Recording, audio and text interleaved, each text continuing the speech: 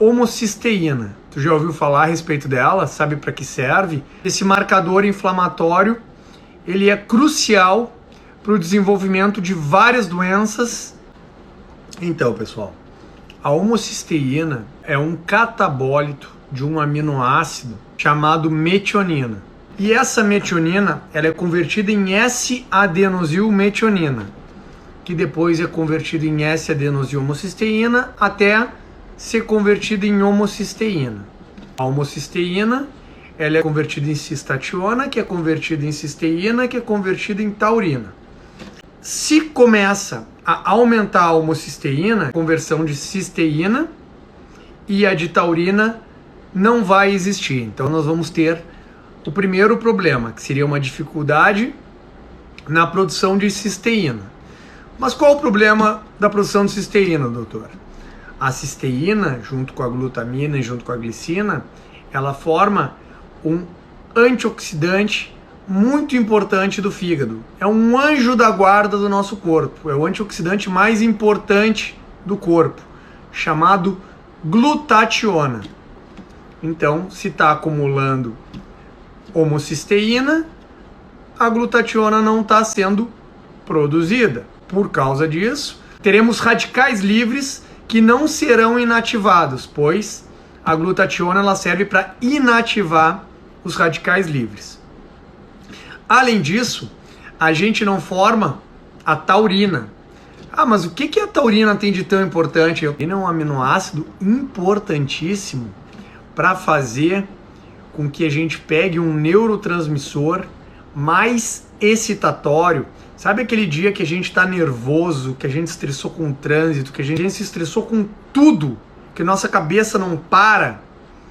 Isso quer dizer que nós estamos com excesso de glutamato, que é o neurotransmissor mais excitatório, e ele é tóxico para o nosso sistema nervoso central. E quem transforma o glutamato em GABA, que é um neurotransmissor inibitório, é o que a gente produz para dormir. O diazepam, o clonazepam, o lorazepam, ele estimula o GABA. Então, se a gente não tem taurina porque a homocisteína está muito elevada, a gente pode não dormir. A gente pode já começar pela homocisteína, ter uma ideia de como está o descanso dessa pessoa, o cortisol dessa pessoa, de forma subjetiva. Além disso, a homocisteína, ela participa de um processo que a gente chama de metilação, porque, como eu falei, inicia na metionina. E metilar significa silenciar. Toda vez que a gente herda dos nossos ancestrais, nos nossos genes, essas doenças elas estão silenciadas, elas estão dormindo. Elas só vão ser expressas se a gente provocar elas. Só vão ser expressas se o ambiente for adequado para que elas consigam expressar essa proteína para virar uma doença. E quando a homocisteína está elevada, é sinal que nós estamos acordando esse gene, podendo despertar genes de doenças autoimunes, de cânceres, de várias doenças crônicas.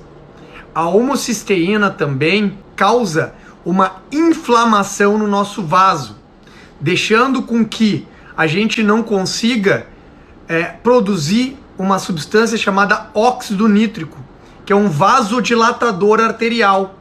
Então a homocisteína elevada, ela pode ser determinante para hipertensão arterial.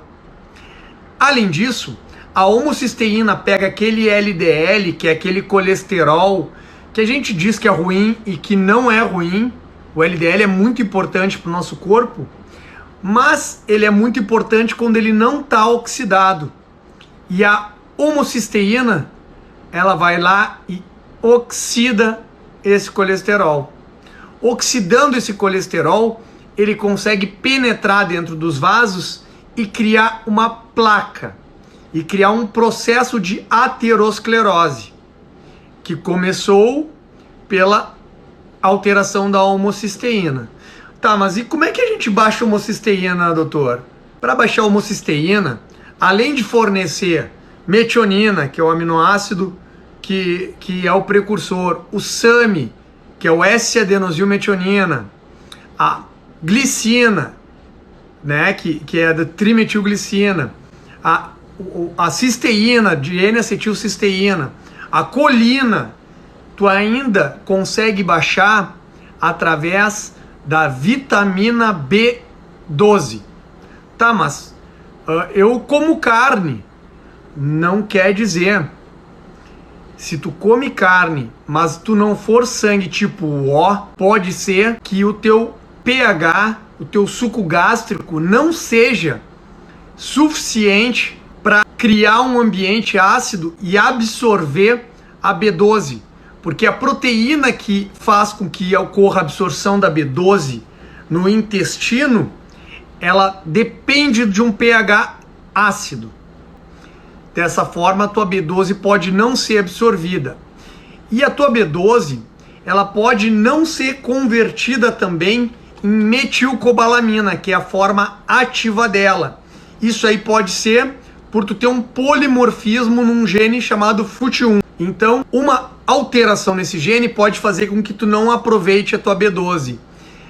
Além disso, existe o ácido fólico também para ajudar a baixar a homocisteína. Mas não é o ácido fólico apenas. Tu precisa que o ácido fólico seja convertido em metilfolato. Esse metilfolato, sim, vai conseguir ajudar a baixar a homocisteína. Metilfolato em níveis muito baixos aumenta o risco de trombose. Então, fatores que alterem a homocisteína, como anticoncepcionais, porque eles alteram a absorção de B12, de ácido fólico, de B6. O metilfolato ele é muito usado na conversão do triptofano em serotonina. E se tu não tem essa conversão do ácido fólico em metilfolato, talvez tu não consiga converter o triptofano em serotonina. Então tu pode ter um estresse maior por falta de serotonina. Tu começa a desenvolver depressão por falta de serotonina, que a gente consegue ver de forma subjetiva também através do exame da homocisteína. Então a homocisteína pode ser um marcador que no futuro tu desenvolva doença autoimune, câncer, insônia, depressão, infarto, AVC, problemas de memória.